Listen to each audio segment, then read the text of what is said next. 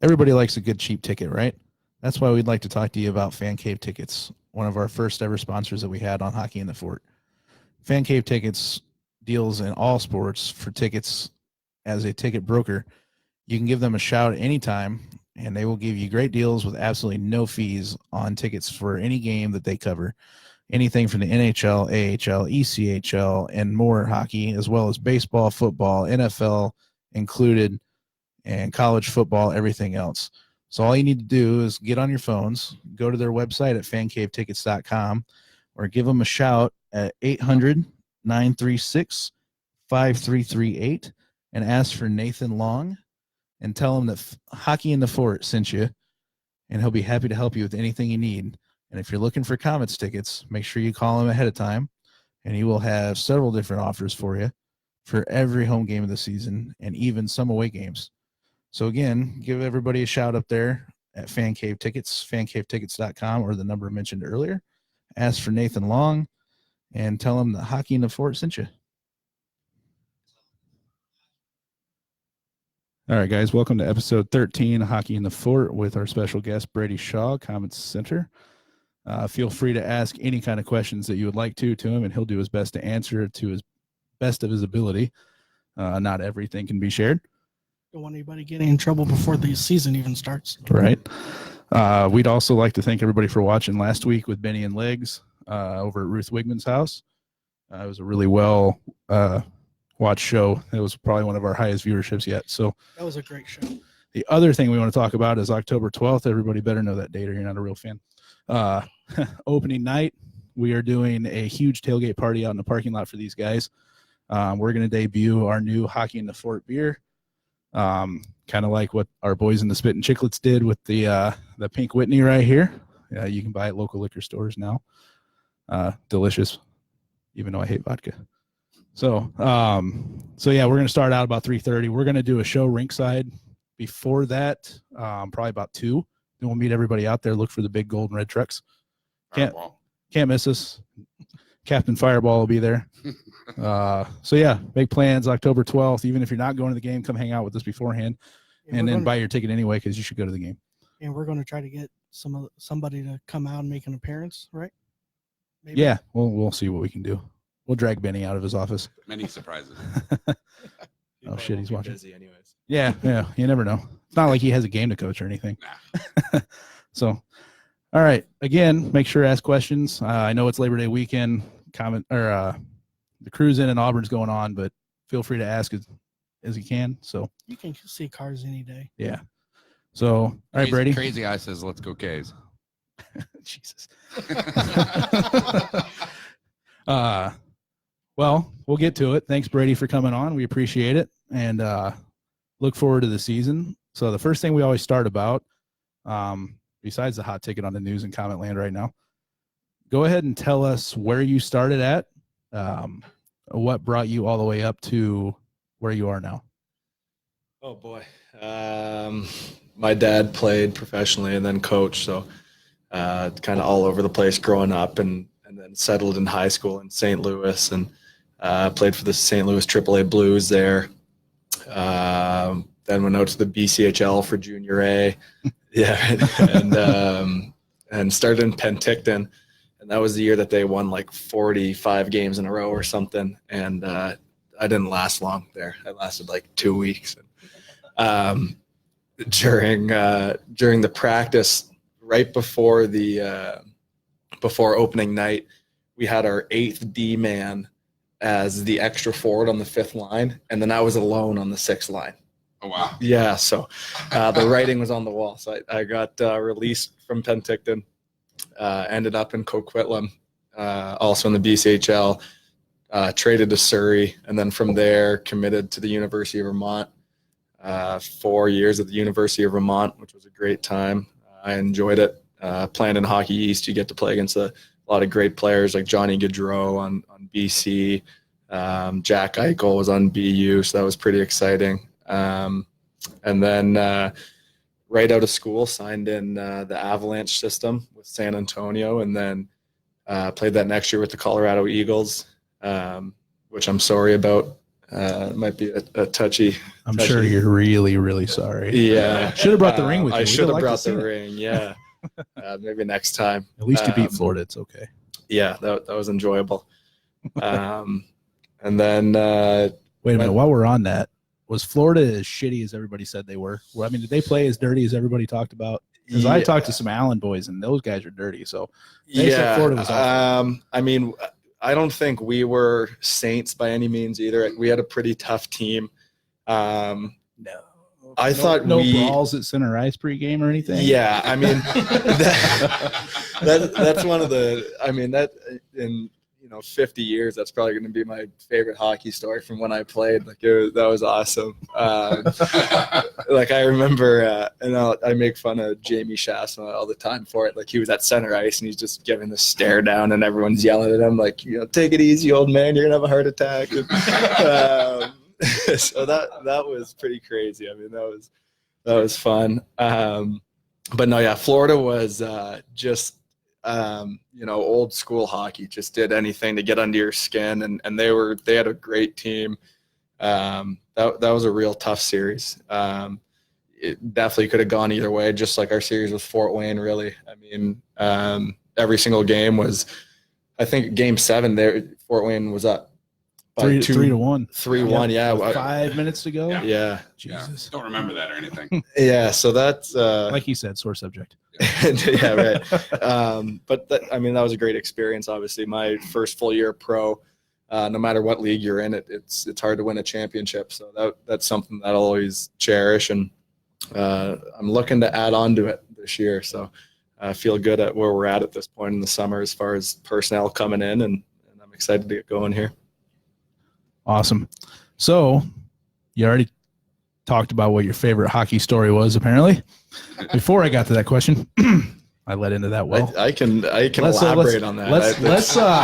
Let's elaborate on that. I'm going to get your mic a little closer, though. Okay. We can't hear you too well, so sit a little closer to it and be better. Yep, perfect. Okay. So let's elaborate on this wonderful brawl that old Kravy like to get into from our side. Yeah, so you're skating around doing the laps and warm up, and all of a sudden there's like 4 guys skating around, and then there's 2 guys, and you're like, where the hell did everyone go? And you turn around and everyone's lined up at the red line. And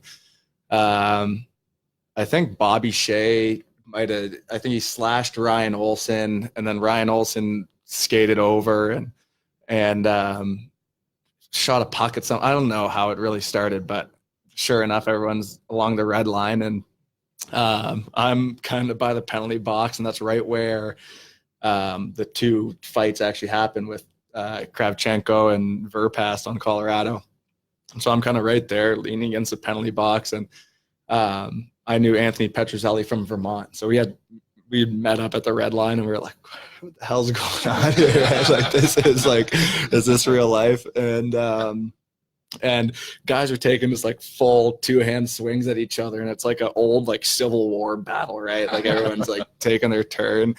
And usually, like, you've seen kind of stuff like that happen where it never escalates into anything, but then all of a sudden they start throwing punches, and you're like, okay, wow, they're actually doing it. And then Rattel and Maggio started going at it, and I forget who it was that got suspended for the game, but I think it was Verpast couldn't play. Yeah, Verpast and Kravchenko and Maggio. Maggio got suspended too. I think he got suspended, but I'm pretty sure that they were able to play that game. Like I remember, they could play the game. Yeah, so Rattel fights in warm-ups, I remember, and he's a crazy French kid, and he's a really funny guy and good personality. And we're in the locker room, and he's taking all of his stuff off, and our coach kind of walks in. He's like, "What are you doing?" He's like, "Well, I'm not allowed to play, am I? Like I just fought during warm-ups." And like, "Oh no, you're good." Oh, all right. Puts the stuff back on, and we're sitting there, and we're like, how are you able to play after fighting in warm-ups? But no, I remember I don't know if it was a ref or a linesman, but he comes running on in his running shoes, and he's blowing his whistle and waving his hand, and everyone disperses, and it's like, just go back to warming up. And Joe Canada, I was good friends with the goalie there, and he said he's just in his crease the whole time. Like, all right, guys, like we're getting ready for, I think it was what game? Game two. Game two. Yeah, or two. It was early on in the Yep, series, and because you guys had home ice, so it was game yeah. two. And he's like, "All right, like we're in the Western Conference Finals. Is anyone gonna come warm up the goalie, or are we just gonna, try to sword fight at center ice?" It's But, always well, about the goalie. We didn't hardly. We had it was just Bardis for us, or no? Was it Bardis? Because Hauser got hurt the night before. So who's our backup that year? I thought Hauser was still playing that game. I think he played. He didn't play the whole game. He couldn't finish game one or game two, and I think Bardis went in, and then I think Hauser was I back. think Bardis played game one, and then Yeah. and then Because Hauser started. Hauser, game two. no offense, Hauser got ran, and then he was dehydrated as shit and couldn't continue or something. Yeah, So I don't remember. Whatever. In the past. Our goaltenders weren't that well. They were good, but not that game. Yeah. So okay, so Anyway, bitter. that was your favorite hockey memory. yeah. And the second favorite might have been the double overtime goal in game 6, Jesus or maybe Christ. game. By the Might way, be game- Anything that's that not was against us. Fuck. That was against us. Thanks. So your favorite memories are against the Komets. Yeah. You know, Yeah, foreshadowing was great. We're gonna have to overtake that this year. Yeah. All right, so man, trying to think here. Here, You why you went just- right into the second one. How about any questions? Yeah, I got one. How pumped are you have a pest like Jenks on your side now? Yeah, I mean, we Let's were just jump into it. Yeah, we were just talking about it. I talked with Benny earlier in the summer and knew that was a possibility, and he kind of asked what my opinion was on it, and I was fully on board. It's the kind of guy that you hate to play against, and anytime you don't have to play against him, and you get to be on the same side, it's great. I mean, he's an old school type player. He's in your face. He's tough to play against. He does all the little things right. It's kind of cliche, but it when it comes playoff time and it becomes nitty gritty, that's the kind of guys that you want on your side. And Absolutely. I think that we didn't really have enough of that. We didn't have enough kind of in your face last year. Enough. I thought we were too easy to play against at times, and that just, I think more than anything, you have to be a hard team to play against. Obviously you have to focus on making the playoffs, but once you're in there, you want to be a team that teams are coming in. You're like, God, like we have to play potentially 7 games against these guys in a row. Like it's, and we talk about Florida, and after game 1, you're like, we have 6 more of these games where, there's elbows flying around and sticks flying around, and it's fun, but it's Not as fun as playing. yeah, it's not as enjoyable as you'd think. So I think Jenks really helps our team, and I think it brings a dimension to our team that we really needed and we lacked last year. It's like Ben and Leg said, he's got a lot of stats that they don't track. That he does a lot of the stuff that doesn't show up on paper, and all you really see is him egging people on, or him maybe taking an extra shot or two, but you don't see him winning all the face-offs. You don't see him, being where he needs to be. I've always been a fan. I really have. I don't care what anybody says. Yeah, he's good defensively. He's good in his own zone, down low, strong on pucks, good on draws. It's a guy where if he finishes the year with 15 points, he still has the capability of being one of the most important players on your team. He can still win the MVP on the team. Right, Yeah. right. Not saying that he's only going to get that many points. He's also a very skilled player, but I'm excited about it. Awesome. A good two-way player. Yeah, he Exactly. doesn't give up. I will say that. I hated that guy for the last 5 years. I chirped the hell out of you, AJ. I know you're watching. I saw it pop up there. And I was one of your biggest critics, but welcome to Fort Wayne. I love you like crazy. Come up with some stories not against Fort Wayne though for the next show. Right. There's not going to be much of those. No, I always tell everybody, because we catch a lot of hell now because we signed Jenks, and everybody thinks it's great to message us about it. And they're always like, oh, he's a piece of shit, and all this stuff. And I was like, dude, he's one of those guys that you hate until you see him play in your jersey. And then you're going to love him, and I'm going to laugh at you. Yeah. Yeah. That's what it is. Yeah. So He definitely makes us better. That's just call it what it is. You don't have to like him, but he makes us better. we didn't have anybody like him last year to the extent that he can go. Correct. Yeah. Consistently. Somebody sent me a message over here. You've shared your favorite hockey memory. What's one that you don't like to remember? I know those aren't very fun to think about, but somebody did ask. Yeah. I don't know. I mean, my first year, you come into the league and you win, and not that you think it's easy, but you're Spoiled. That's all you know. And so last year, kind of fighting to get into the playoffs, losing the first round, and it's kind of a humbling experience. Like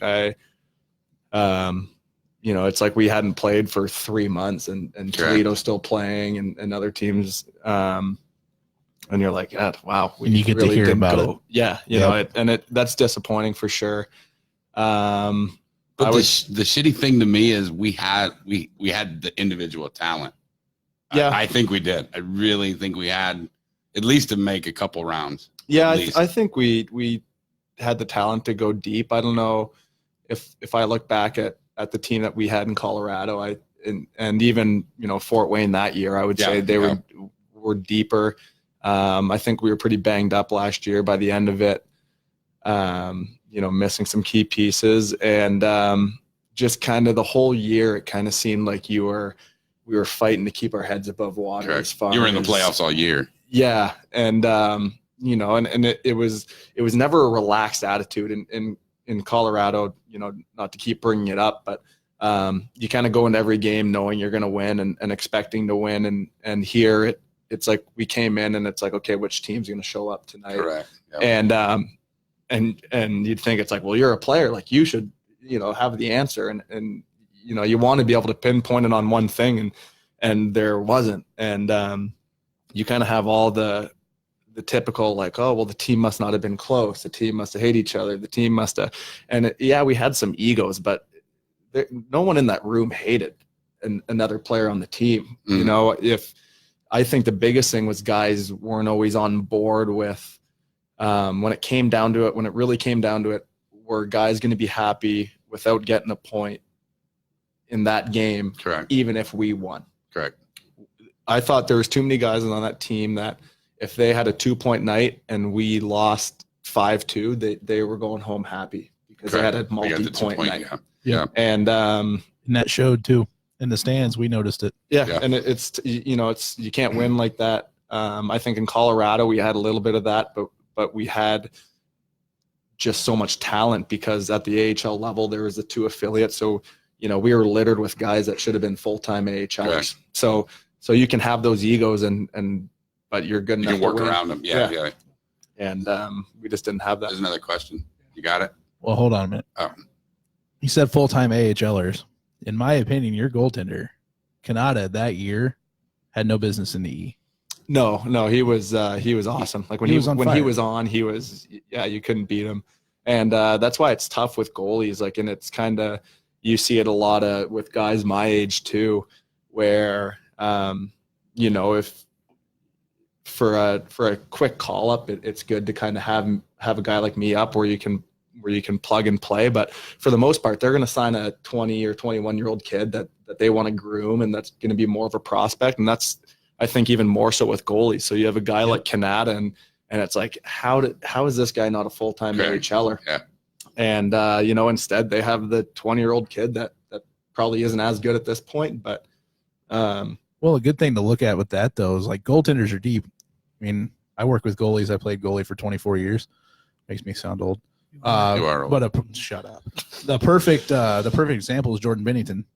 Oh yeah. I mean, he was in the E, he was in the A for how many damn years? Now he made it. He finally made it, and look what he did. Yeah. Yep. So both Kanata and Bennington played behind Joel Martin and Kalamazoo, and neither of them got much playing time. yeah. By the way, Larry Schmidt's here, everybody. So say hi on the You comments. said there was beer, so I'm here. Yeah, we said free beer, and Larry just showed up. Yeah, speaking of beer. Yeah, okay. I'll get some beer. But we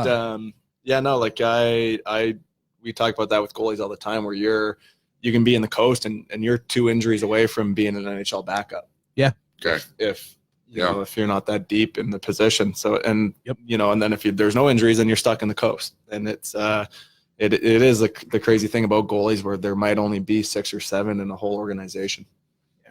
It's funny because Gary said when we had him on that when he coached against Kalamazoo, that Bennington was the only goalie that would go out and play against them, that Gary would go in the hallway, beat his head against the concrete because we couldn't beat him. Mhm. He was like, I remember that guy, damn it. Nothing he could do would So- beat Bennington. Yeah. You got the question? Yeah, I got it. All right. So first, Kisha says, hi, Larry. He waves. Go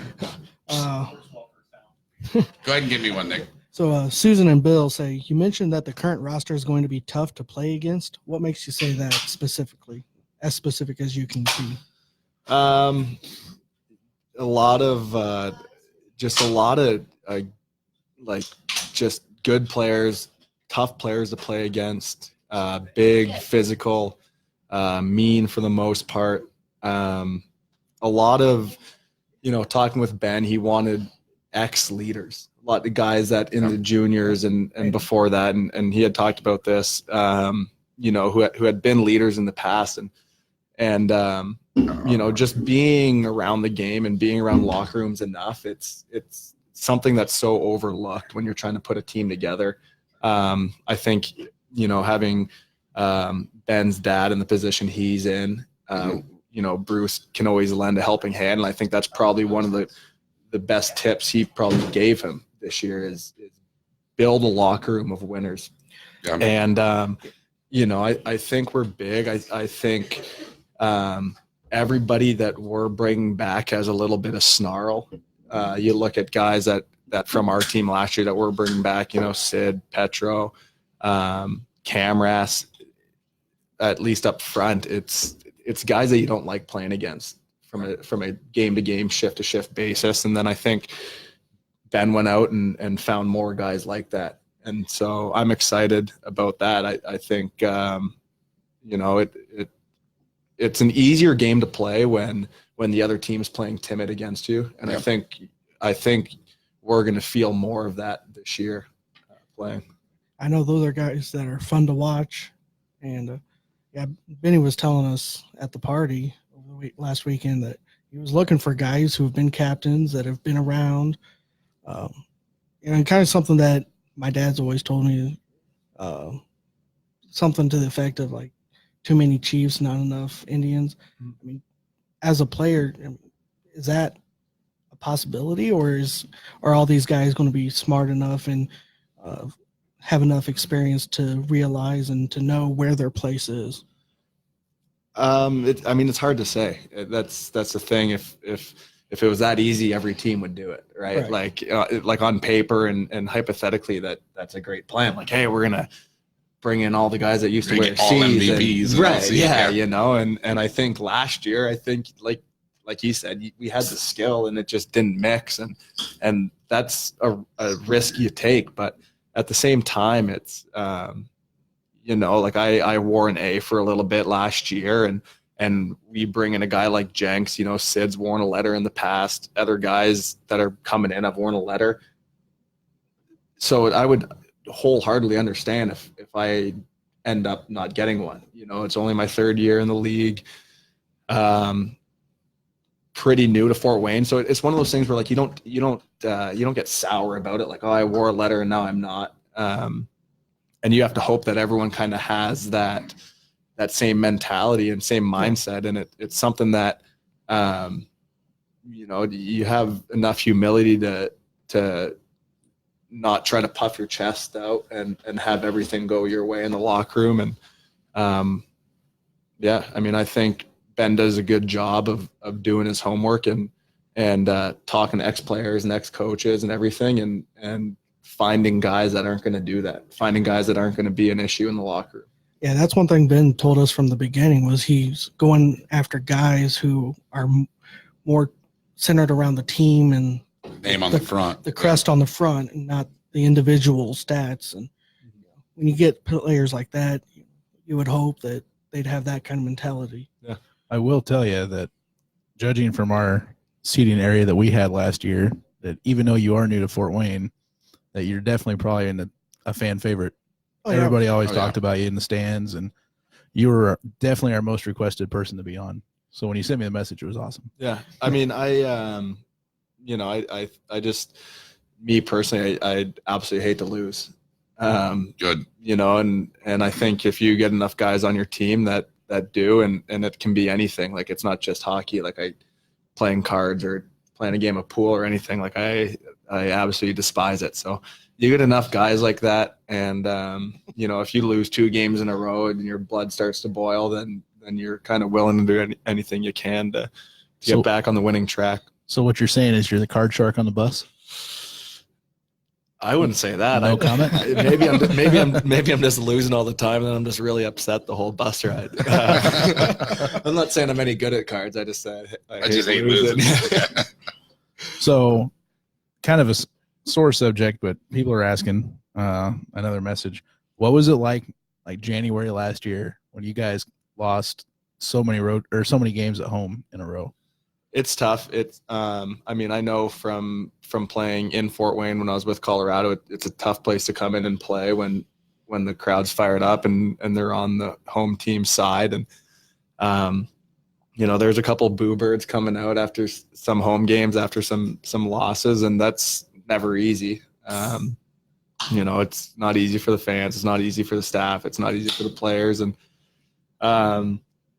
but I you can't blame them sometimes. It's like you watch our games and there's 30% of the guys look like they wanted to be there and wanted to play and gave their all. And I think that was a big issue with the team last year. So, it's understandable. At the same time, though, it's obviously tough. Like, me being a guy that doesn't like to lose, it's kind of, you're already upset, and then that kind of adds fuel to the fire. But I think more than anything, that me personally, and I think a lot of guys in that room, it would motivate them. We'd come into the room after and be like, this is embarrassing. Like, it's the best fans in the league, and they're not even cheering for us. Like, the best part is we're the most spoiled fans in the league too. Yeah. Let's just call it what it is. There's no lie there. We are. There's no question. I don't think there's any other fan base that expects to win every year than us. Do you follow fan pages? I look on it from time to time. I get a. I'm so sorry. Yeah, no, it's I get a kick out of some of the things. Like it's pretty funny. I thought I remember adding you to that. Yeah, I couldn't remember. So yeah. I'm the babysitter. Well, the 3 of us are babysitters of that group. Yeah. So we're sorry. Yeah, that's how I got it's comical. I know. Though. I got it is some of it's fun. I got to it's motivation to play better. I don't need my name popping up. Don't egg them on. What don't the fuck? I don't need my name popping up negatively. Yeah. You just see that destroyed- face over there? He's even going, big mistake. Yeah, you just destroyed Nick's Facebook. Yeah, Nick's gonna get blown up now. Oh well, I lived through that shit. Yeah, You're good if you're in there not under your own name. Then you can watch all you want. You can even start trolling them a little, but There was a few guys that did that. No names mentioned. no. You guys got to realize these guys do see that stuff. So that's proven point. And when you tell me they don't see it, you lie. Yeah, I wasn't in it. Sean Brady is to the group. Yeah, Sean Brady. I wasn't in it originally, and then if it takes one guy in there, and if something worth talking about pops up, then everyone usually sees it anyway. So it's like, well, you might as well go in myself. So I'll scroll through it once in a while. When there's a big announcement like Jenks out there, I like. You had to be going, laughing. Oh, that had to be funny shit. Yeah, it's funny. Yeah. I was waiting for somebody to go, you know what, that's it. I'm canceling my season tickets. Fuck it. I'm done. Somebody did. Did Somebody they? did. Did they? Oh yeah, I deleted it. Those people kill me because those are going to be the ones Coach's at the wife's watching. locker room asking for an autograph and thanks and with the jersey and everything. Yeah, That's the best part. Yeah, no, and it's like some of the there's bad blood, I guess, between like ex players, but at the end of the day, it was a guy doing his job, trying to win a hockey Well, hell, game. even the night of the brawl, you guys probably Yeah. went out drinking afterwards. Yeah, I mean, if a week later, if the two teams ended up at the same bar, you're either playing juniors against someone in the past, or know someone who knows someone, so you're out there, shooting the shit a little bit, and it's there's really not a lot of bad blood that follows Correct. you around, and It's on the ice. Yeah, a guy like Jenks you could come and even if you got traded mid-season, the first night out, we go to Corner Pocket or something and have some beers, and within 20 minutes everything's kind of definitely. forgotten, and that's the benefit of alcohol. yeah. That can go each way. So we got another question here. Who of the incoming players are you most curious about? We do have a lot of them this year. Yeah, that's a lot. There's one more that I was hoping you were going to say yeah, this. that Hey, another Ben, go ahead and turn that off. there's I think Yeah. there's an announcement coming pretty soon that's pretty exciting. Who At least give us veteran or not, because I know my phone's about to blow up. he's you better text Ben to make sure that Just well, we don't want you doing I'll just that. tell you he's got a championship pedigree from what I know. well, it's delayed. Yeah. Yeah. Do we have a dump button in case he screws something up? He's got a championship pedigree. That's all I'm Yeah, gonna say about okay. that. But Okay. so he's gonna be a guy that fans are gonna be excited about. I was trying to do my best at recruiting him and was pretty excited when he said yes about coming to Fort Wayne. And but no, there's a ton of guys. I mean, Matt Bowden's, I think, is a very underrated signing. I was at Montreal Canadiens camp with him. He's the one that scored an 80 in the O, right? As a defenseman. No, he's a forward. Forward. He's a So forward. there's a defenseman that scored 80 in the Same. O. Same he played at University of New Brunswick, which is a great Canadian university program, and they've won like 3 national titles in the last 5 years or something crazy like that. But yeah, Matt Bowden, he's just kind of same in your face, hard to play against player, has skill, can skate, good size. And there just seems to be a handful of guys like that we're bringing in. If you kind of put what we have on paper and look at it, it's a good problem to have, but Benny's going to have a tough time making an opening night roster. Correct. And They're going to cut some people that whether you cut them or they're sitting in the stands, you're based on what our roster is looking like right now. We're going to have some pretty good players in the stands for the first game. Like we have more than 9 good forwards signed right now, more than 10 good forwards. So it's there's a couple of young kids that put up great numbers in junior, and that doesn't always transfer over, but the glass half full looking at it is you got to assume that it will. And if it does, then we're going to be loaded with talent up front. that's awesome. Mm-hmm. So another question is what is we always ask this, what is your favorite barn that you've ever played in? We'll go career and then the E, or if it's just the same, whatever. And then what is your least favorite, a barn that you see on the schedule and you're just like, oh, son of a bitch. Or Saw. Yeah. Yeah. That's everybody's reaction. Yeah. To that question. Sometimes. No, not Benny. Benny was like dating that shit. Yeah, he did dating immediately. Yeah. That was like instant.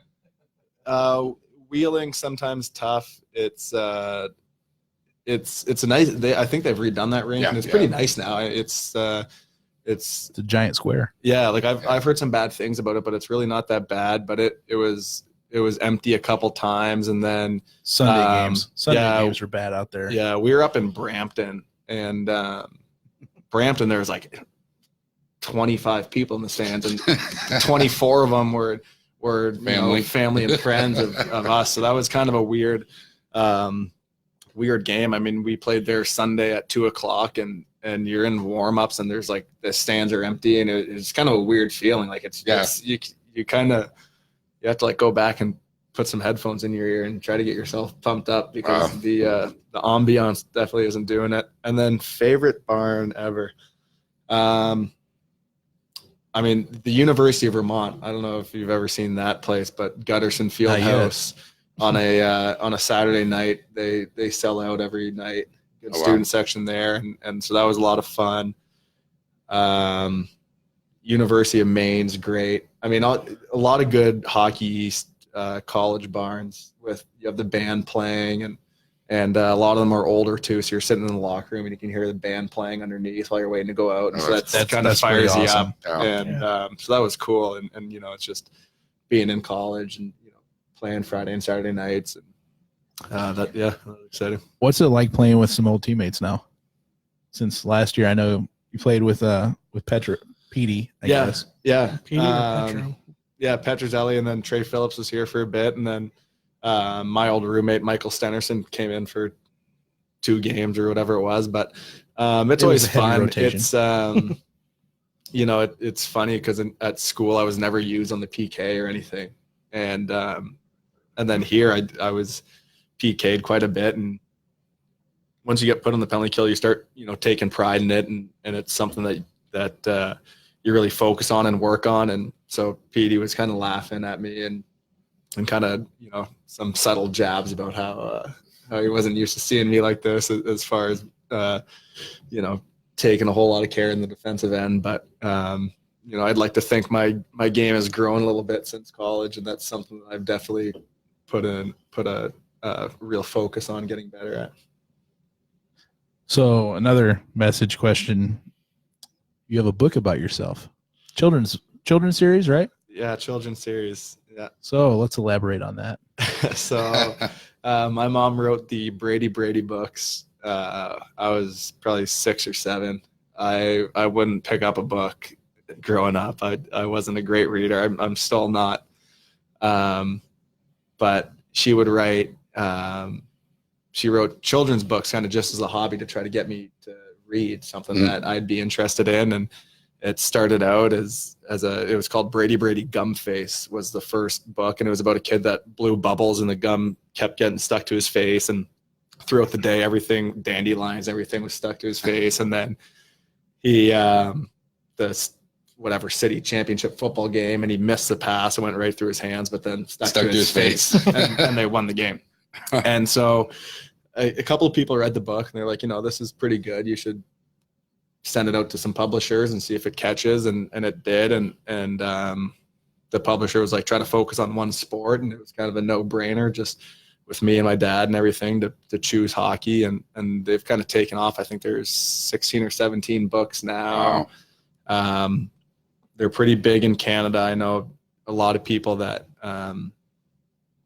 I grew up playing with and stuff like that are Jamie Shaftsman, for example, was pretty surprised to see that I was a real Brady.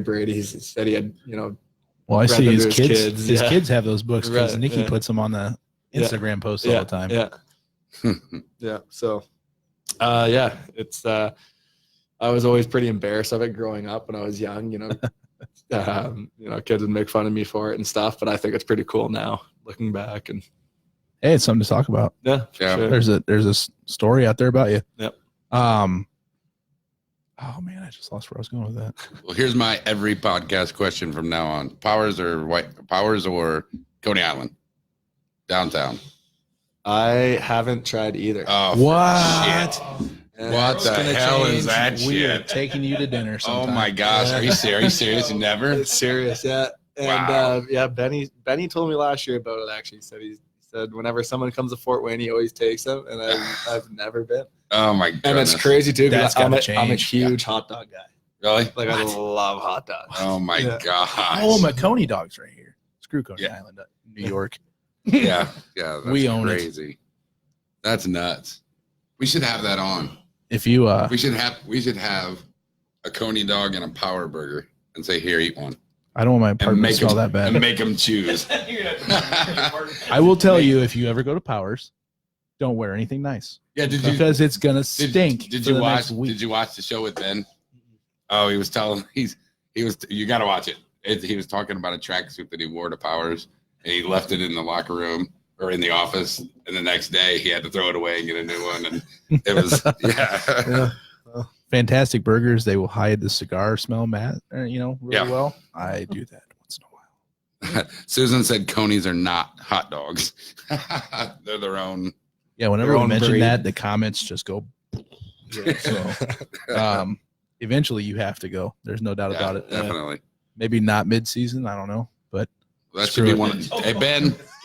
Hey Ben. That should be not one of those. hours beforehand. Before That should a be game, one of bad those idea. team building events. Yeah. You got to eat Powers and then sit in the same room with each other for 4 hours. The other team will hate you. Yeah. Let's see. Any other questions on here? I know we got a lot of people saying that they're glad to see you back in Fort Wayne.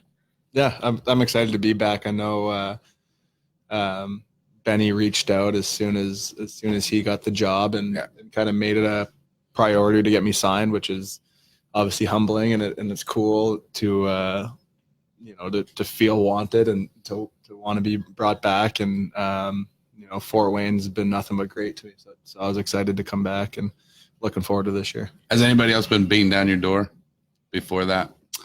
No, I mean, early in the summer, it's there's with the East Coast, it's the NHL teams doing their thing, then the AHL, and then it kind of trickled down effect. So as far as two ways and stuff like that go, with as far as an AHL contract, it's you kind of wait later in the summer. So I have an agent who kind of handles all that, and he was saying there's murmurs or whatever, or interest out there, and to be honest, as far as being in the East Coast, like, this is the only place I wanted to be, so it was easy decision for me. Do you want to see? Jesus, be blunt. I'm serious. I mean, with all the former captains and the people that the talent and the talk do you want that responsibility? I mean, honestly.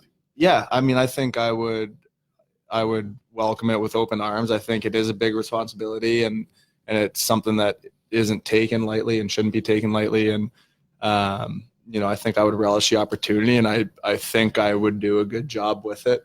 But at the same time, like I said earlier, I wouldn't be upset if I didn't get it. I wouldn't be upset even if I didn't get an A. I think I can be a leader on the ice through my play. I think I'm a guy that through my play, I want, guys on the bench watching to hopefully be inspired and be like, okay, let's go out there. Or the young kids in the stands that you were talking about. And so I think I have a voice in the locker room, being a returning guy, no matter what. So whether that happens, great. Sure. I would obviously love it, and it'd be a great honor. But if not, it's So it sounds to me like you're a leader, whether you get that C or A or not. You're planning on being a leader. Yeah, I think everyone should strive to be a leader, strive to have their kind of voice heard, and definitely lead through their play. It's I think working hard is something that I've always tried to do, and so for me, it's something that isn't hard to just be like, comes natural. Come on, man! Like just go out there and put in a little more effort. And so yeah, I mean, I don't know. I'd like to think I'm a leader, on the ice and in the room, and yeah. Well, from the other players we've talked to, every one of them mentioned you. Yeah. So as a nod, I mean, your teammates love you to death. Yeah, it's a good feeling. I mean, it's kind of like anything else in life. Just try to do the right things and don't step on anybody's toes. Yeah, I know. Other fans that I've talked to, they love that you're here. They love your leadership and think that you do a good job. Shit, just look at the comments we got. Yeah, the comments are blowing up. No, I mean, I appreciate that. It's definitely a humbling thing, and it's something that I think every player strives to get to when you start playing. So. But see, with us being that spoiled, we can still. I mean, there's some people that'll blindly follow anybody, but for the most part, they can tell when you're giving it everything you got, when you're putting it all out there, even when 20% of the team last year was kind of mailing it in, you could just see, the over and above the effort that was there. And I think most of the guys that are here this year so far were those guys putting above and beyond, and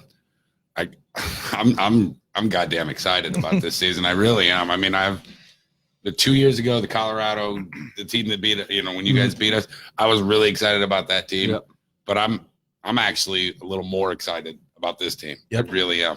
I haven't been this excited about hockey in since I was a kid. That's because you're hanging out with me. That's because you're a Red Wings fan. There hasn't been anything good in years. Well, yeah, Yeah, you're a that's Red true, Wings that's fan. true. What the hell Yeah. do you have to be excited about? Yeah, Hey, we got Yasman back. I waited 31 years to be excited. Thank you. That's because you're a Blues fan. yeah, that's Champions, bitch. How many? Are you going to be number? Uh-huh. Oh, somebody's Question. been beating me up on these questions. The roster right now that they show on the Comet website, is that the numbers they're going to have? Like Jenks, like I think they have him on 70, 74, right? 47. 47. 47. yeah. Is I that don't, in I don't stone? know. Yeah, I don't know. Like Because I mean, you're going to be 10, right? yeah, I'm gonna be 10 still. Returning players are usually kept the same. Yeah, I mean, 10 was more or less just given to me, but at the same time, I probably won't go through the trouble of changing everything. And Do you have a 10's favorite number? 22. I would say 22 is my favorite number. That was slightly taken last year in the last. Well, that's why 20 we years. didn't sign him again. Brady wanted 22, so we got to make some room. Yeah, me and I don't even remember who 22 was. Shazzy. Oh, Holy shit. Wow. What Hey, the fuck? last year was a bad Put year. the beer Hey, down. No, well, mine. it's funny because like my nickname's Shazzy, and then Oh, they would shit. call him Shazzy. Yeah. So like he would always like make fun of me about like trying to come and steal his number and steal his nickname. Oh, wow. And try to be the new, we could That's call you. great. We could call you Shazy. Yeah. Did that shut down, or what are you doing? And but yeah, no, 10's fine. But yeah, so I don't know about the roster thing. Like I know some guys don't have a number and some do. So maybe that is their number. I don't know. I never give it any credit until this roster is set, Well, except for yeah. returning players. because I mean, I've had people, they want to make something special, or they want to do something for for the tailgate or Right. for opening night. They want to have like posters and shit. Well, they don't Yeah, I have think- the wrong number, I think we know the I same would person say, who wants to do well, something. write it in pencil. bring a whiteboard. Right. Yeah. Some whiteout and but I think for the most part, no, I do think. I mean, I like Jenks, for example. I don't know why you said it was about 47. Yeah. I don't know why you'd Yeah. randomly choose 47 if you're going to put a random number Correct. down. So maybe those are the right numbers. Yeah, I don't kind know. of figured Jinx would take 27. And Yeah, probably not. well, Yeah, but like didn't Sid have a like a previous number? like a 19. center Sid at He ice, got 19. retired. Yeah. Eh, like the fans would want like a center ice. Can't we Sid have a versus 20 Jenks fight? Oh, that'd be for the awesome. 27. Like in there, I feel like in the fans' mind, it's like I've they're actually gonna, had like, a couple of Hey, people boys, ask rock, me Rock, about paper, that. scissors. rock 'em sock robots and Or 27 and center. 27A. When those two come on the show, Oh, there you go. rock paper scissors. Yeah. Let's I pick doubt the that. number. I Boys. have legit had people ask me if they're going to have like a big show throwdown for who gets 27. I'm going to say no. I'm I'm Well- gonna say AJ doesn't give a shit. no. I mean, yeah. 27 in Toledo is probably gonna be his number forever. So yeah. And where? that shithole up northeast. Yeah. Yeah. I drove through there yesterday. Detroit? Hey, They end up in Toledo. That's because they had to go through Toledo. That's funny. there are bad Shitty parts roads. to Detroit, but the ice arena, well, it's not the Joe. So I know guys, like you said, that, they kind of chirp on the ice. And who's the biggest one you've ever played with and against? As far as on the ice chirper, where you're Biggest pest. the fans aren't going to know about it. Like how they mic up. Yeah, The NHL mic up. Damn pigeons. Yeah, I don't know. There's Sid's pretty Pigeons. vocal on the ice when he gets going. He kind of has to. Oh, you can read his lips. Yeah, gets pretty- Sid's got to be poked a little bit, but he when he gets going, he's pretty clever. He has some good one-liners. Ben Storm, who was in Toledo, I was with him in San Antonio and then Colorado, and He just retired, didn't he? yeah, he Yeah. did. Yeah, he's a smart guy. He went to school for engineering or something, so he'll be set after hockey. But he just wasn't that funny of a guy, and so we'd be sitting on the bench and he'd like yell something to an opposing player, and you're kind of sitting there like just burying your head like, good God. Like I hope that guy didn't think that was me, because I don't want him to think I'm just like that non-creative or so he's probably the most vocal guy without having any good jabs. Yeah. But he's also a strong guy, and he could probably beat me up pretty good. So I would never tell him that. Have you ever had anybody so- chirp you like you're going by the bench, they chirp you, and you just turn your head and like drop the puck or something? It just hits you. Like, I mean, you know what I mean? I know you're gonna say, well, no, I was focused on the play, blah blah blah. Yeah, no, or it bugged you, and you're like, what? Yeah, no, I've always been like a pretty easy, like I'm never too uptight. Like I'll get frustrated during games, but I'm never too uptight where like someone could say one certain thing and it like sets me off. I can usually just laugh it off a little bit. Is there anybody that you know that you say that one thing and you can get to them every time? Don't worry, not many opposing teams watch this. Your secret's Yeah. No, I mean, there's definitely some guys who have bounced around like the ECHL and the SPHL, and you know, they'll like try to say something. I was gonna say, you don't have to say names. You can generalize it. I was thinking there's a guy up in Kalamazoo who It's got to be a Wilson. no, if you go on the Hockey DB, you'll be able to figure it out. But he in the BCHL, he played on like 10 different teams. Like he'd never spent more than like 3 weeks with one team, and then he was in the SPHL and then in the East Coast League, and like we'll be on a face off and he'll like try to like chirp me or someone else, and it's like, man, like come on. Like you're the easiest target, you know. You've been here 3 weeks, aren't you? Aren't you ready to go yet? Yeah. How many more games do you have up here? Yeah. What do you want, a 6-game tryout?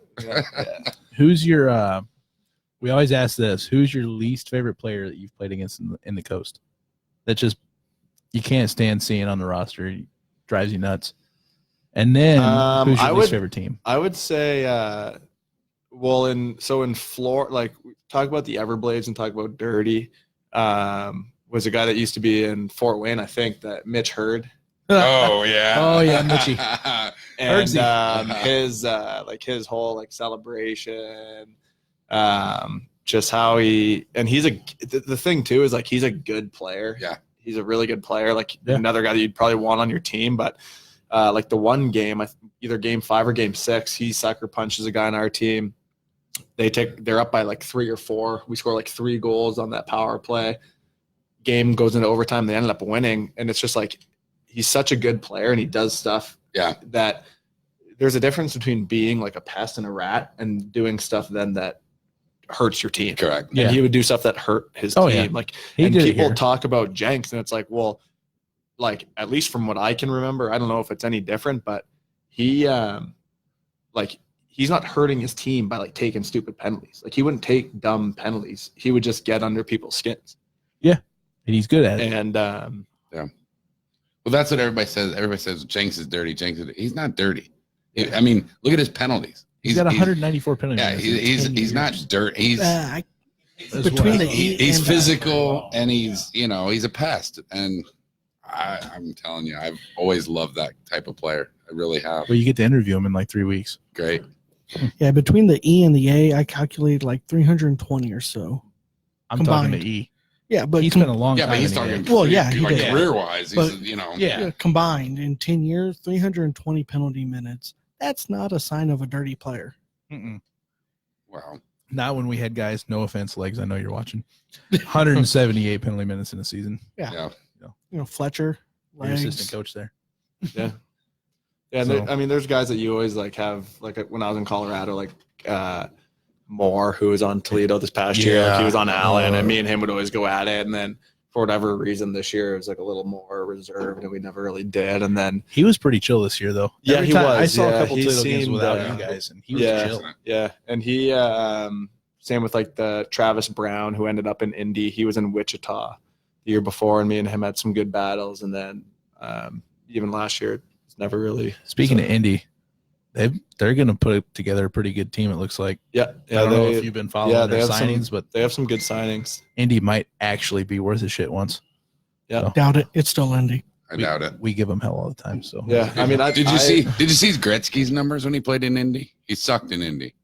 Yeah, well. Indy can make Gretzky suck. So And Mark Messier.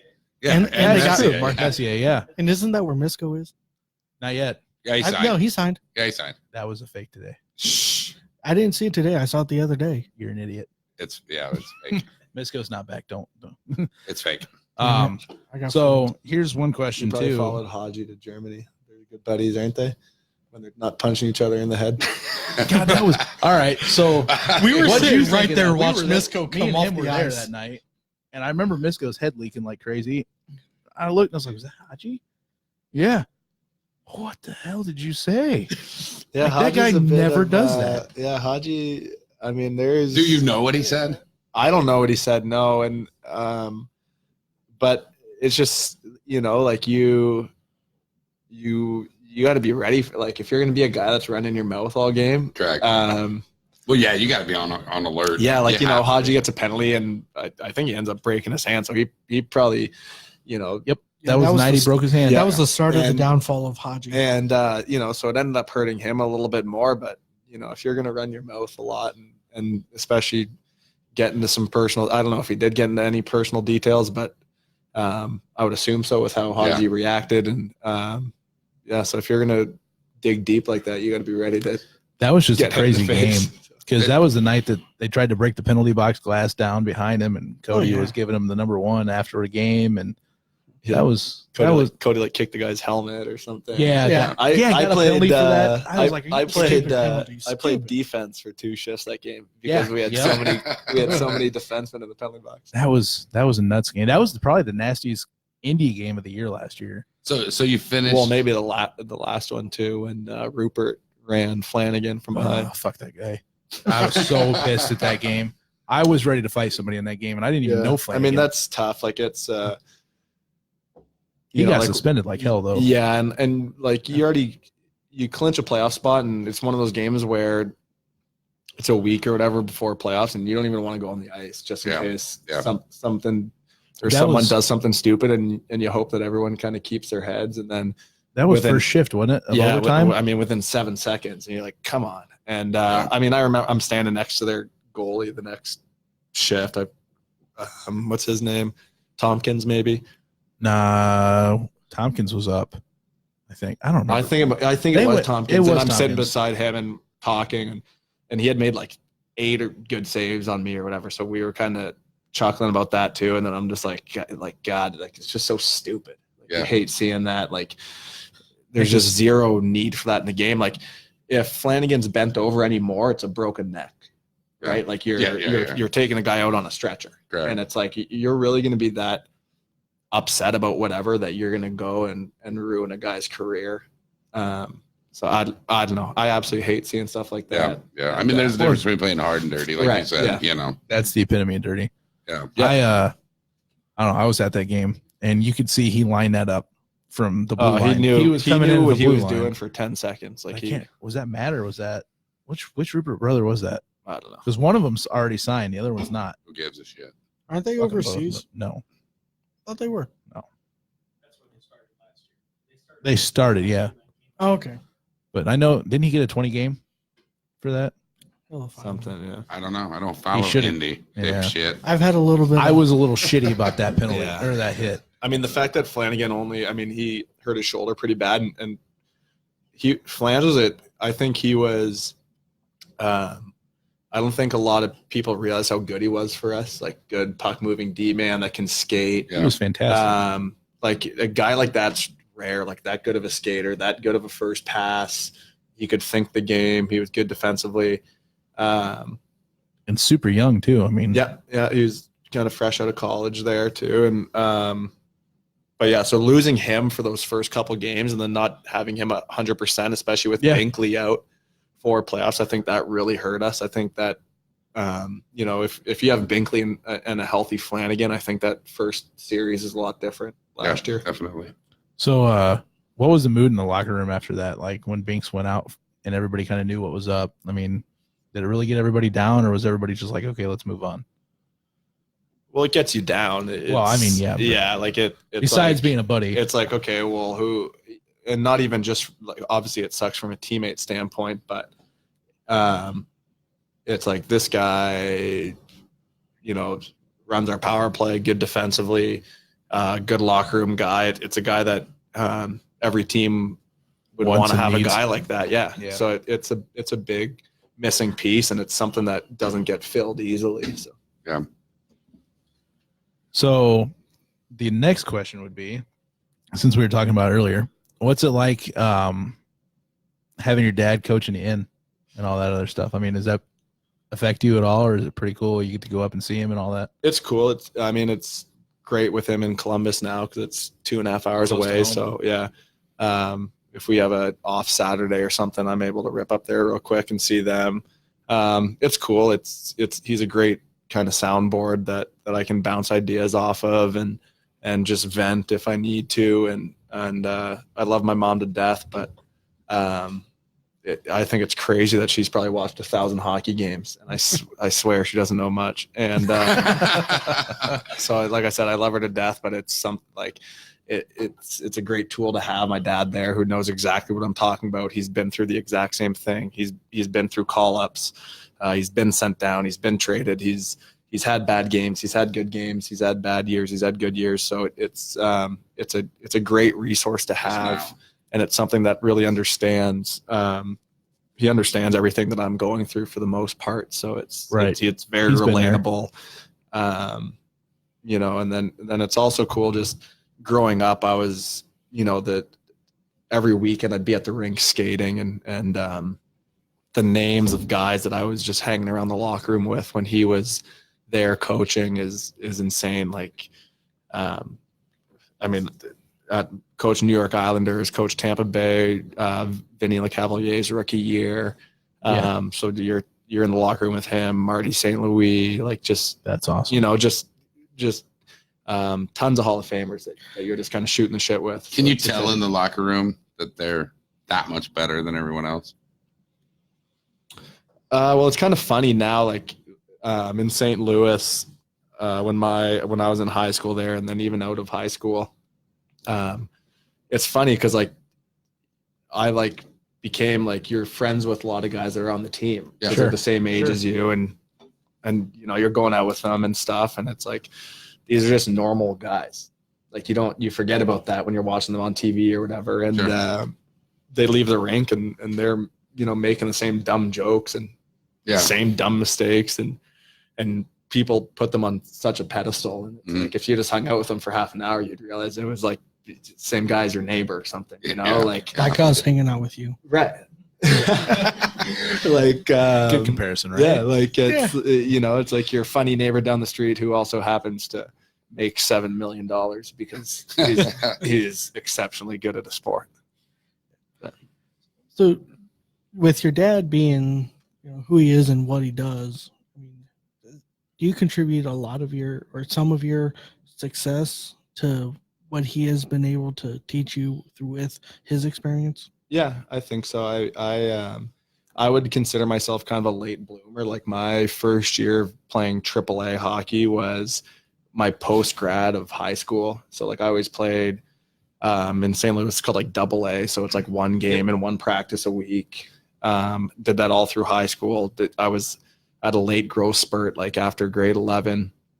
So I'd never even imagine playing college hockey and moving on and doing all that other stuff. So then, so just kind of having him to kind of always, and not push me in a aggressive way, but just constant, I've seen guys do this. I've seen guys be late bloomers and make it here and make it here.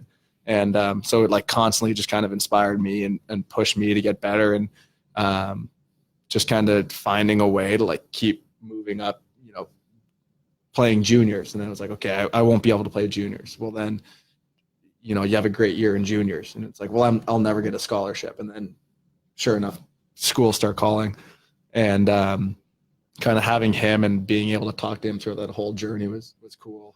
And but then also being at the rink every weekend with him, skating every single day, having him run me through drills and stuff, it was definitely an advantage. So if you had to pick, of all the guys you've been around with your dad and everything else, who was the one guy that you kind of fanboyed over? You're holy shit, I'm literally right here. If you had to pick. I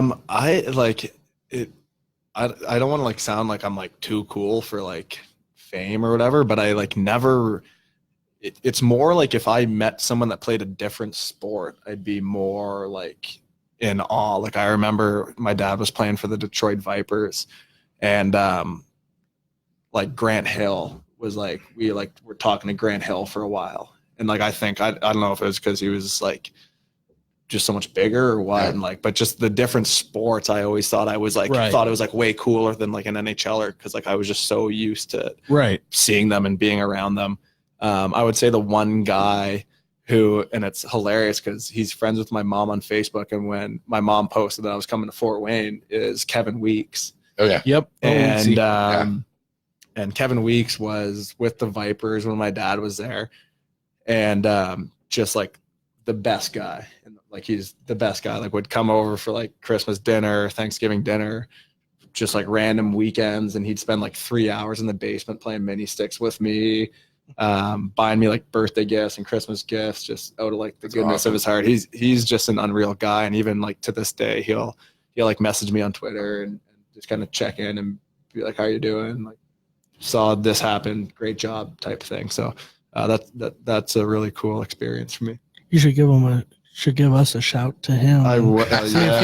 We can get him on. Don't poke him or anything. I've I'll seen just him poke my Facebook. No, I've seen him mention Fort Wayne on the NHL. Yeah, I mean on the network. The network. Yeah, yeah. It's He wasn't here very long, but he loved it. Yeah, everybody says he loved it. Yeah, he had great things to say about it. He He talked about how I think he had a post, or I think maybe he said it to my mom when I first came here, and he was talking about how something happened in his career in Fort Wayne, whether like he was kind of on a huge downslide and came to Fort Wayne and they had like a good goalie coach or something here. But he said that he was like, I honestly don't think I would have made it to the NHL if it wasn't for that time in Fort Wayne. Wow. I'll have to I'll try to see if my mom can send that to me or whatever. But I remember him kind of crediting Fort Wayne for kind of revitalizing his career. That's cool. So Fort Wayne has a long history. So. Yeah, just a bit.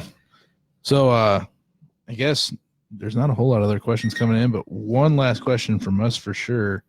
What was it like when you were with Colorado?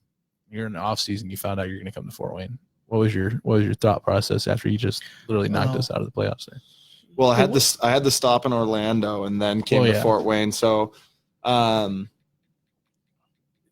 when I found out I was getting traded to Fort Wayne, my first thought was first about the fans. Like I was like, okay, like, and being in that organization, like Troy Burke, Spencer Martin, Mason Gertson were all there, and they had talked about when I was up in San Antonio, they had talked about how they used to be in Fort Wayne and loved it. And then, so that was kind of my first thought. And then remembering back in the playoffs and how great the fans were and stuff and the building and everything. And so that was something to get excited about. And then kind of realizing that I'm also 2 hours away from home, which is, I mean, before this, I don't think, like, I was in school in Vermont when my parents lived in St. Louis. Then I was out in British Columbia when my parents lived in St. Louis. So like that, this is the closest I've been to home in a long time. So that was also exciting for me. But yeah. You guys think anything else? Anything you want to say that, I mean, you're watching the fan pages, so I mean, there's stuff that maybe might be said about you. You're like bullshit. No, you just want to clear the air. No, I mean everyone is entitled to their opinion, and yeah, well, we want yours. I think it's great. I mean, the positive or negative, whatever it may be, I think the passion for Komet hockey here it's great. It's something that I think is lost among a lot of minor pro teams. Like I was talking about Brampton, for example, there's probably there's probably 12 diehard fans. So it's there's not a fan base, honestly. There's too much in Toronto. There really is. Yeah, and that's why it's tough, and that's why it is. Like I said, whether it's positive or negative stuff being said, the passion is still it's great to see and it's exciting. Yeah, we have a great fan base, but if the team's not doing good, they'll be the first to turn and just rip you to shreds. I mean, that's kind of what a true fan is. Yeah, but right? but you got a little bit of both of those. You got the ones that'll just turn on you in a dime, but then you got the ones that you could go kill someone's puppy and they'll be like, well, was gonna bite somebody. Yeah, They'll- you know, they'll- yeah. they'll go I to mean, bat for you no yeah, matter like- what. Like I hope that we get the benefit of the doubt, but at the same time, they have their expectations and they're paying their hard-earned money to come watch us, and we have a job to do. And So you can it's- tell everybody right now that's watching that the people that bitch have a right to bitch. I think you have a right to bitch. I think There you you're, go. yeah. See? I mean, you Real fan my ass. Yeah. See? Damn it. Yeah, I mean, I think you want to be supportive. You don't want to bash a guy too hard, because at the same time it is a player on the team that you're cheering for. But Right, but you have to hide it, or hold them to a certain standard, and you have your certain expectations. And I think if the team, whether I think hockey's such a team sport that Correct. calling out a certain Absolutely. individual is like, I agree. to a like point. like a guy can have a bad game. It takes 4 guys to have a bad game, or 5 guys to have a bad game to not win. It doesn't. If one guy has a bad game, you're gonna have a bad game. Correct, Like correct. it happens. If you Is it- string is it- 15 bad games together, Is then- it very rare for all 5 guys to click and have a good game at the same time? I mean, Yes and no. I mean, I think it depends. Like me personally, like if I score or I get an assist or I set up a goal, or then or you're I'm done for having the a rest of the first- game, right? Yeah. And That might be done. if if you're kind of if you're feeling it in the first 5 minutes, and your line mates are too, there's times you go back to the bench, you're kind of looking at the other guys and you're like, we're gonna have a good game tonight. Correct. And then there's some games where you're just fighting it for whatever reason. The puck's bouncing, the puck's doing whatever, and that's where I talked about earlier, where like your efforts gotta stay. Correct. Stay. Well, where see, it and has that's to be. I don't care, and I know I'm probably in the minority. I don't care if you lose every game. If every person on the ice is giving their all, Mhm. I love those kind of games. I don't care if we That just means lose you don't have a every very game. good team. I understand, but I prefer to see somebody with heart giving their all Right. than somebody with talent going half-assed, Mhm. just enough to win.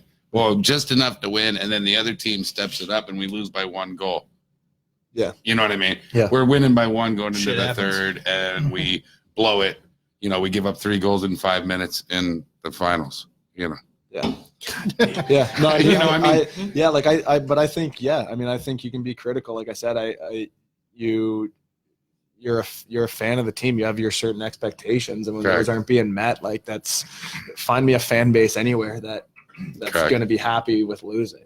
That 'Cause, just, I mean, that's even more fun. It's more fun to watch a fight in some of these fan pages than it is to watch a fight on the ice. Yeah.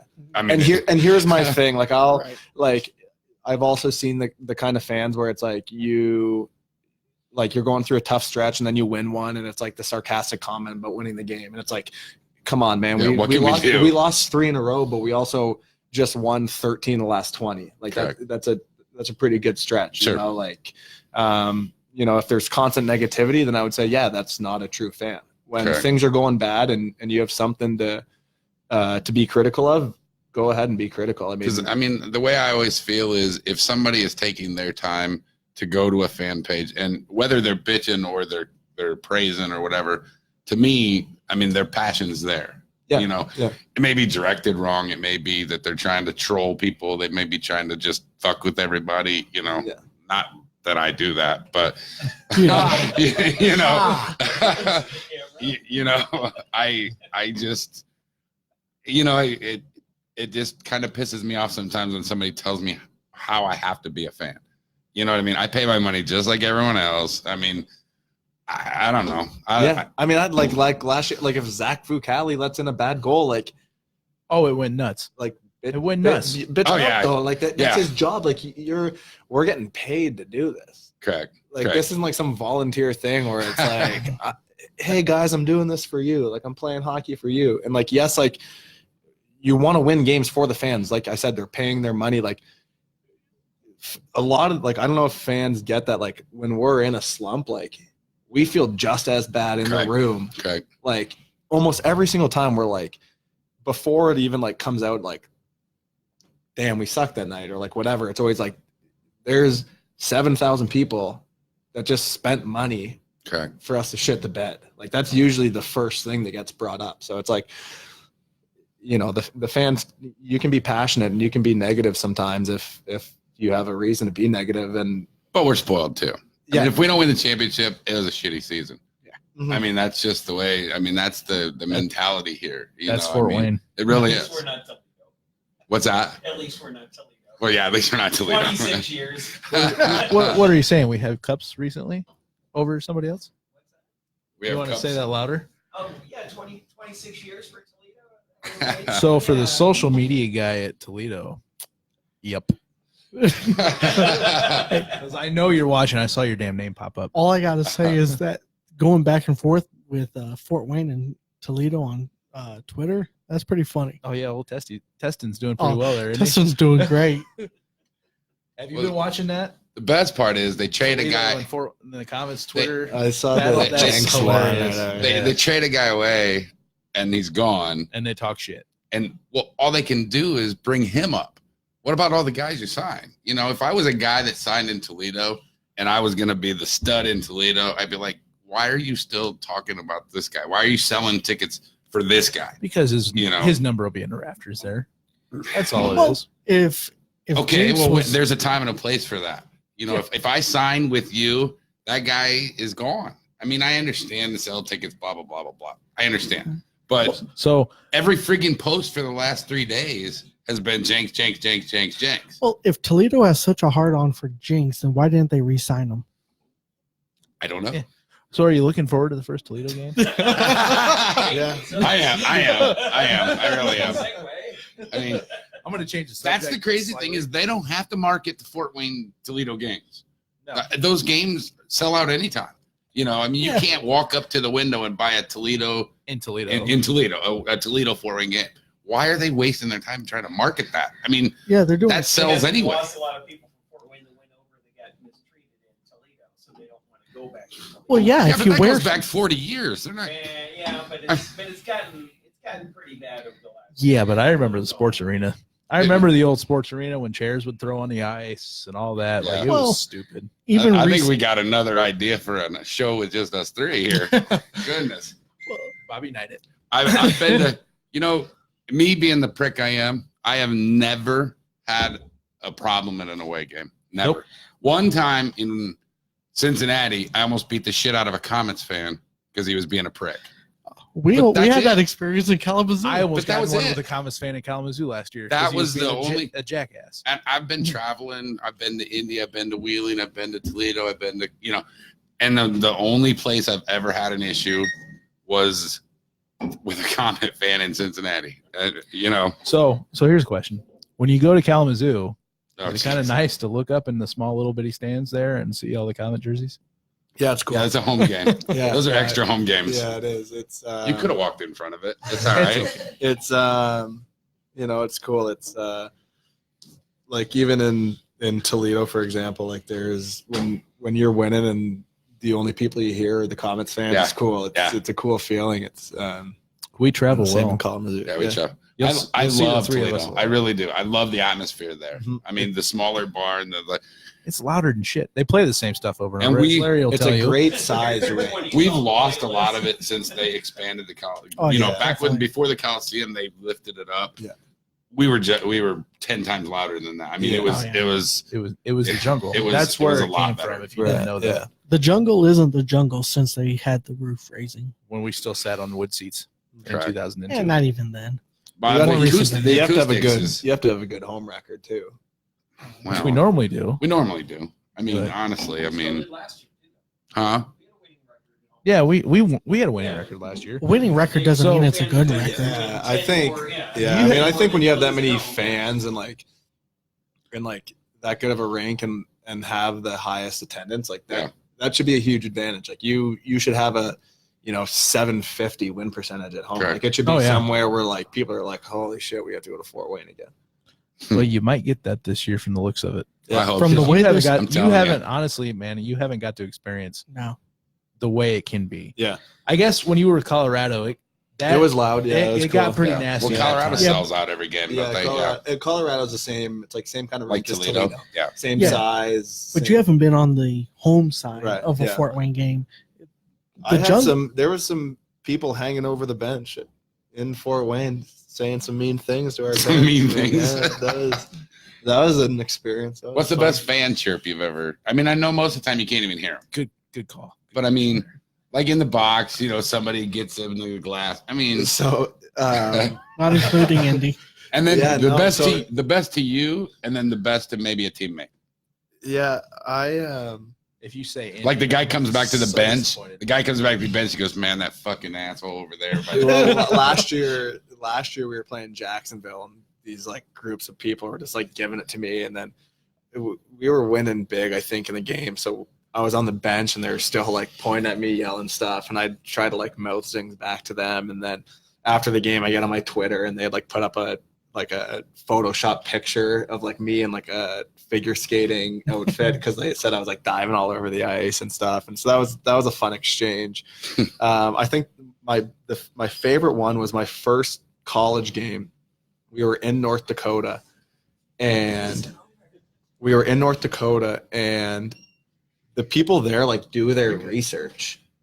Like they like know everything about you, your family. Like, What like else they were do like, they have to do? Well, yeah, it's North they were- Dakota. I took a penalty, so it's my freshman year, like first game, and they're like yelling at me, talking about like my like high school soccer stats Oh shit! that I didn't even know were like available online. How do you find that? Like my sister's name, like Damn. what she's doing these days. Like it was Wow. Yeah. Oh yeah, it was kind of creepy. Yeah. It's like, where do you find this stuff? Like you Wow. must have like called my mom and asked for like personal information. Like my mom just took it hook, line, and sinker. I was like, okay, well Brady did this and this. Yeah, we're at the local Yeah. newspaper. We need a funny story for him. Yeah. Right. That's great. What about a teammate? Teammate ever come to you and go, man, or a story that you've heard from maybe That another son guy? of a bitch. I don't know. Nothing really sticks out. Nothing in. Solar never said anything about that dickhead in Indy. Oh well, I mean, Solar gets Come on now. poor coach. You know what we're talking about, right? The guy in Indy that dresses up with the Sesame Street characters. Yeah. Poor We Cody all seems know to him get well. it everywhere. So Yeah. what you're saying is that the guy in Indy needs to up his game.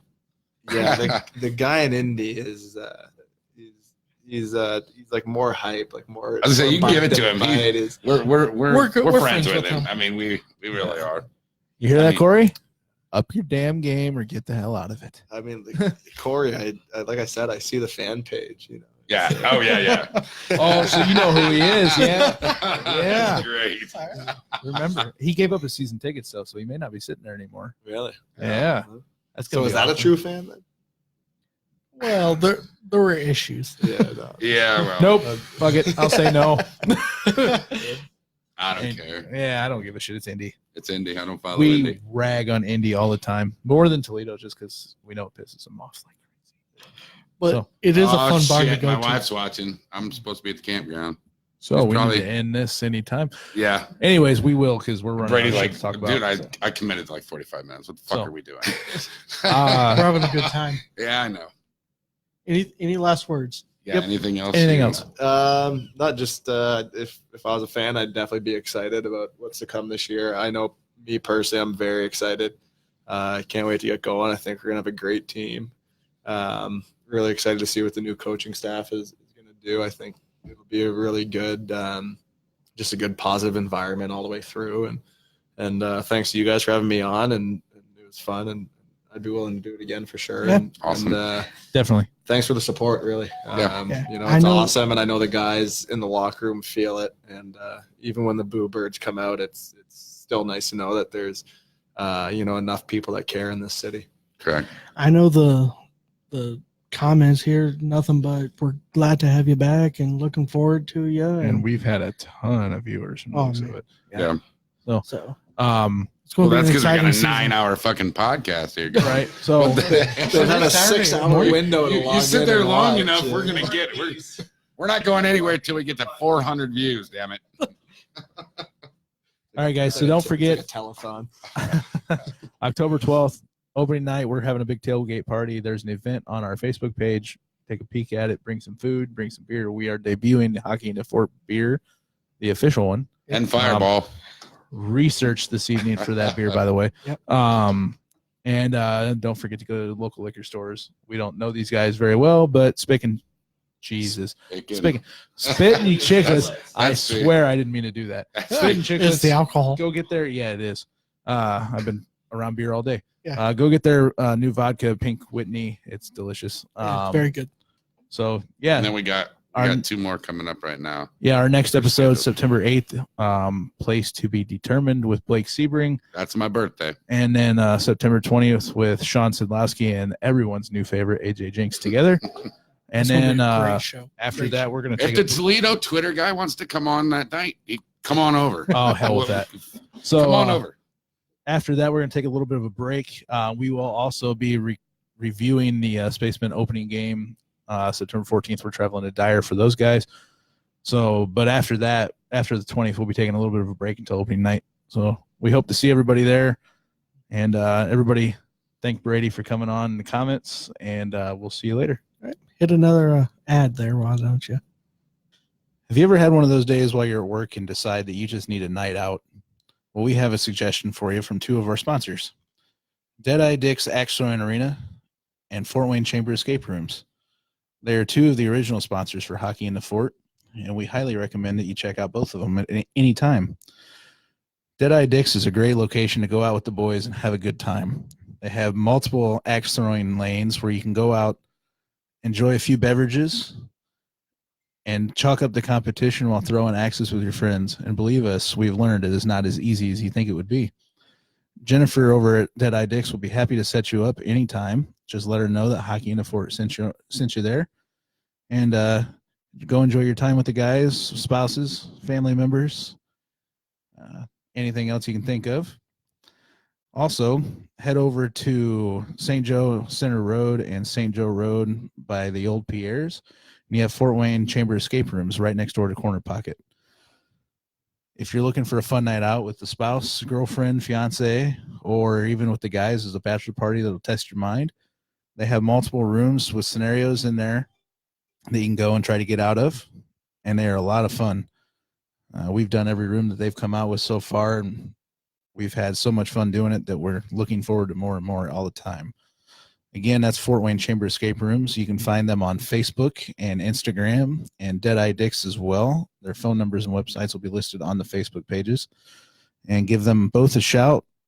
Reserve early as they do fill up routinely. And again, tell them Hockey in the Fort sent you. Thanks, guys.